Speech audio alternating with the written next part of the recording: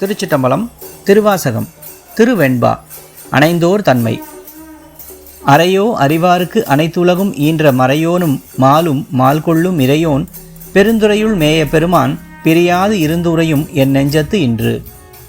இதன் பொருள், எல்லா உலகங்களையும் படைத்த நான்முகனும் திருமாலும் அடிமுடி காணாமல் மயக்கம் கொள்வதற்கு காரணனாகிய இறைவனும் திருப்பெருந்துறையில் எழுந்தருளி இருப்பவனுமாகிய சிவபெருமான் என் நெஞ்சத்தில் நீங்காது கோயில் கொண்டுள்ளான்.